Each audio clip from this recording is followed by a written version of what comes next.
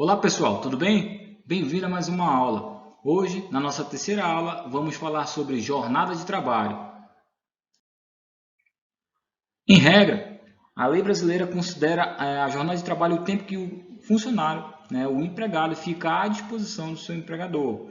É necessário que o mesmo esteja à disposição, mesmo que ele não esteja cumprindo ordens ou só a presunção de que ele está aguardando ordens para cumprir já é considerado como jornada de trabalho. Então, esse período computa até o momento em que ele se retira da empresa.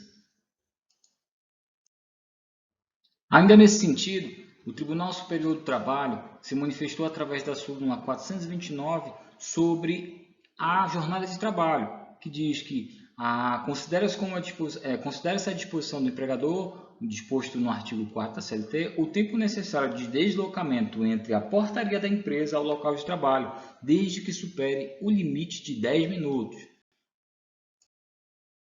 Entretanto, a reforma trabalhista em 2017 inseriu o parágrafo 2º do artigo 58, da qual dispõe que o tempo despendido do empregado da sua residência até o seu efetivo posto de serviço e para o seu retorno caminhando ou por qualquer outro meio de transporte, inclusive fornecido pelo empregador, não será mais computado como jornada de trabalho, por não ser tempo à disposição do seu empregador.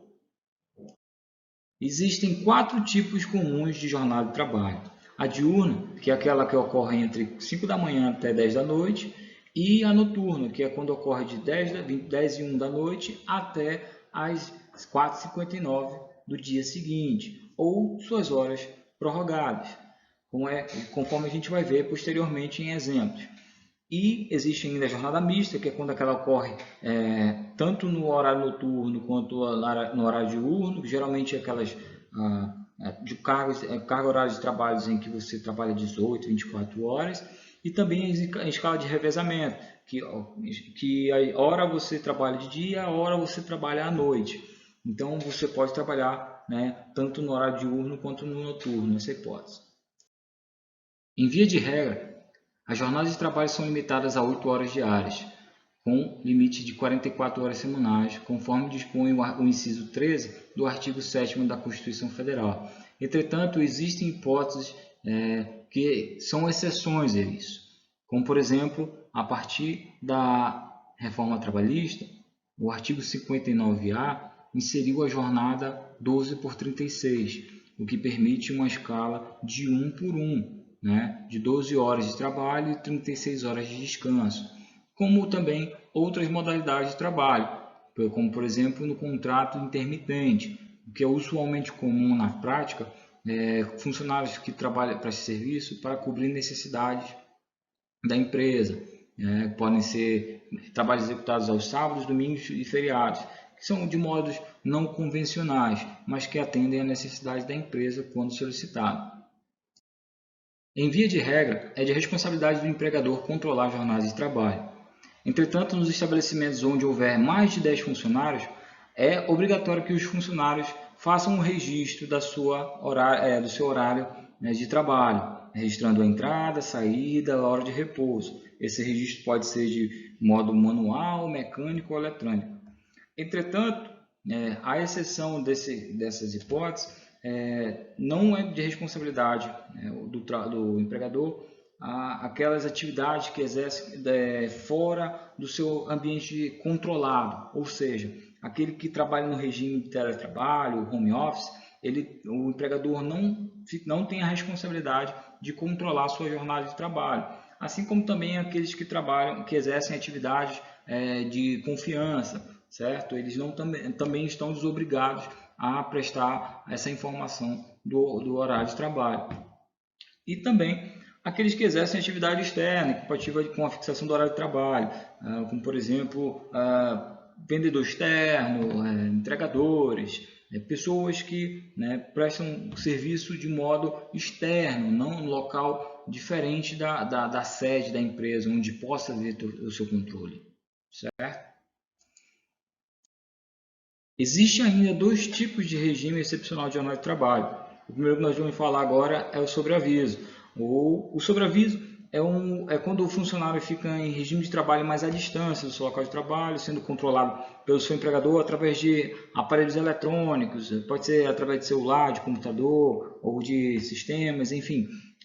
Mas o mesmo não exerce sua atividade laborativa no local de trabalho, né? Na empresa. Ele fica em regime de plantão. Ele tem a ciência de que a qualquer momento ele possa vir a ser chamado. E esse período em que ele fica atento, alerta, se chama de sobreaviso. Então, ele necessariamente não precisa estar na sua própria casa. Ele pode estar em qualquer lugar, desde que fora da empresa, né, mas atento e ciente de que ele pode vir a ser chamado, né, para atender uma necessidade excepcional da empresa. Esse tipo de regime de escala, ele só pode ter um limite máximo de 24 horas. E durante todo esse período em que ele fica à disposição, o funcionário recebe, né, ele recebe por esse período um valor equivalente a 1/3 do que seria o valor da sua hora normal.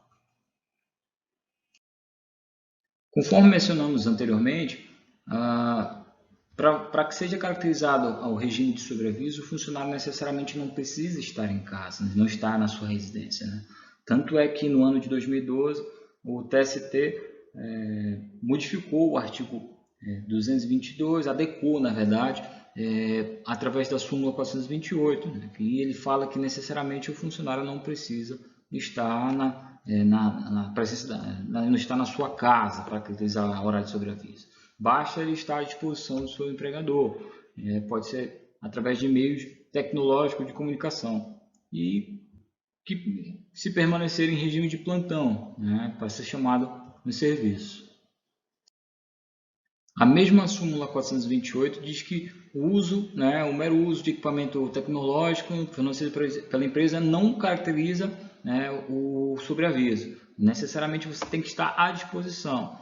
Porque houveram muitas confusões de que o fato de que a empresa disponibiliza um celular ao funcionário, de que se o mesmo estaria em tempo integral de sobreaviso. Entretanto, se você não está no seu regime de escala ou se você não está na obrigatoriedade de atender a empresa, né, fora do horário de trabalho, isso não é considerado sobreaviso, certo? E o regime de sobreaviso poderá constar no contrato, no acordo coletivo de trabalho e se não tiver no contrato individual de trabalho, né, que poderá ser informado através das cláusulas, a forma em que a empresa vai agir, como vai ser remunerado, o regime, e inclusive que essa prestação de serviço poderá ser ocorrer em outro local. E, geralmente esse tipo de escala de serviço é utilizada muito para quem trabalha em manutenção, em serviço de manutenção. Se uma empresa tiver algum problema, algum equipamento falhar, ou coisa do tipo, ou fizer uma instalação de um equipamento novo, então ele fica de sobreaviso, né, caso dê algum problema no equipamento. Os funcionários são colocados sobre aviso para que atendam a demanda da empresa, né, naquele determinado momento, porque senão, se parar, pode ser que a empresa pare, né, a atividade, enfim, pode vir a acarretar um prejuízo enorme para a empresa. Então, por isso, elas colocam o funcionário de sobreaviso. E para finalizar sobre o sobreaviso, né, o contrato de trabalho ele deve conter informação das questões de sobreaviso, dos regimes de sobreaviso, das formas de trabalho e o acordo, né, salarial, né, em que isso vai se estabelecer a remuneração. O outro regime excepcional de jornada de trabalho é a prontidão. Diferentemente do sobreaviso, a prontidão acontece quando o funcionário está dentro das dependências da empresa guardando ordens. A prontidão ela pode ser no máximo de até 12 horas e essas horas vão ser pagas um valor equivalente a 2/3 da sua remuneração normal de trabalho. Como esse funcionário fica à disposição durante até 12 horas, o funcionário pode sair para gozar do seu intervalo, né, dependendo da quantidade de horas. Entretanto, se o local ou estabelecimento ou posto de serviço em que ele tiver de prontidão dispor de local para ele se alimentar, ele pode trabalhar essas 12 horas, né, consecutivas, sem nenhum problema. Outro regime excepcional de jornada de trabalho é o teletrabalho. Foi inserido na CLT a partir da reforma trabalhista em 2017. ultimamente ele é popularmente conhecido como home office, ultimamente ele vem sido utilizado bastante, né, no período da pandemia, e ele tem a característica de exercer a atividade fora, né, das dependências do empregador, mas é diferente do trabalho externo. Tá? Ele se utiliza através de as atividades exercidas pelo funcionário são utilizadas através de tecnologia de informação, de comunicação, né? Então é aquele trabalho que é exercido fora do local, né, da empresa. Ele pode ser fornecido na sua casa, no seu escritório, em qualquer outro lugar que não seja na empresa, né?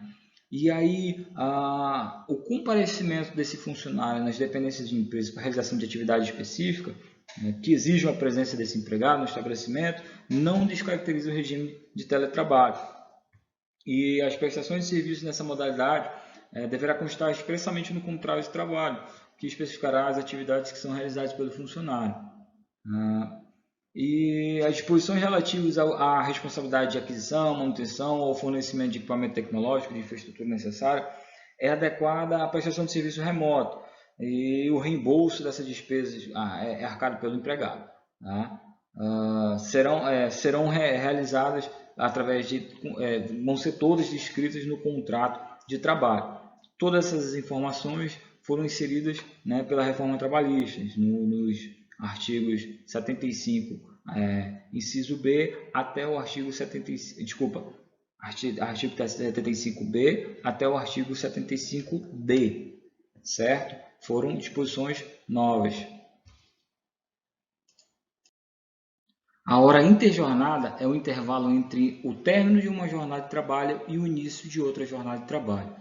A legislação prevê lá no artigo 66 da CLT que o intervalo mínimo tem que ser de 11 horas, certo? Caso não haja esse intervalo mínimo, a empresa é obrigada a pagar a hora interjornada. Em se tratando de intervalo de trabalho, a legislação prevê o que é considerado o mínimo necessário para a concessão. Na jornada de trabalho em que for superior a 6 horas diárias, será garantido um intervalo mínimo de 1 hora para o funcionário. Tá? E o mesmo não poderá exceder 2 horas por dia.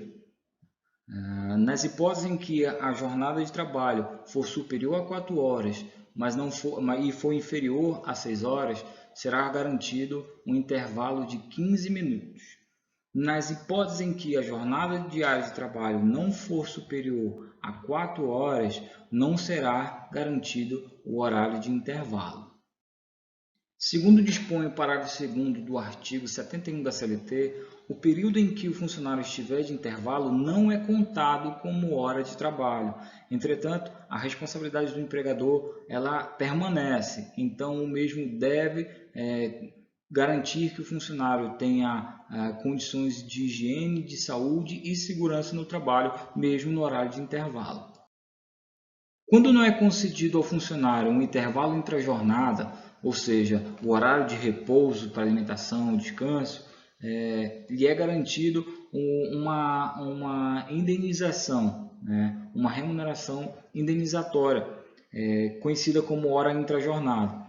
E aí, nesse período, lhe será pago um acréscimo, além da hora normal, um valor equivalente a 50% do valor, né, da hora normal. Esse é um valor mínimo. Pode ser que esse valor seja maior, caso seja estipulado, né, em convenção ou acordo coletivo de trabalho.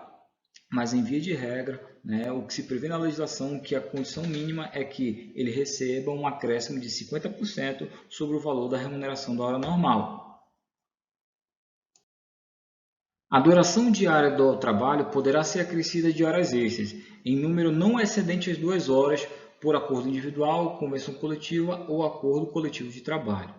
É o que está previsto no artigo 59 da CLT, que dispõe sobre a hora extraordinária, a famosa hora extra. A remuneração desse período será acrescida ainda pelo menos 50% superior ao horário normal, assim como na hora intrajornada. Entretanto, esse valor pode ser maior de acordo se houver previsão em convenção ou acordo coletivo de trabalho. O pagamento, né, da hora extraordinária ele poderá ser dispensado por força de acordo ou convenção coletiva de trabalho, através de compensação pelo correspondente diminuição em outro dia, tá? De maneira que não exceda o período máximo de um ano. A soma das jornadas semanais de trabalho não seja superior ao limite de 10 horas diárias. Caso o funcionário seja eventualmente dispensado, as horas extras não compensadas elas serão pagas de acordo, né, junto com a rescisão do contrato de trabalho. Lembre-se que esse pagamento será independente se a dispensa for por justa causa ou sem justa causa, ou por pedido de demissão.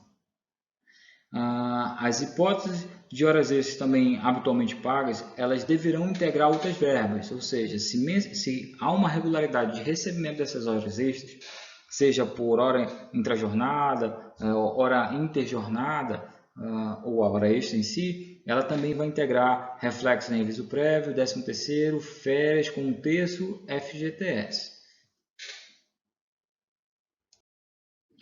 O banco de horas nada mais é que a compensação das horas extras trabalhadas, conforme nós falamos anteriormente.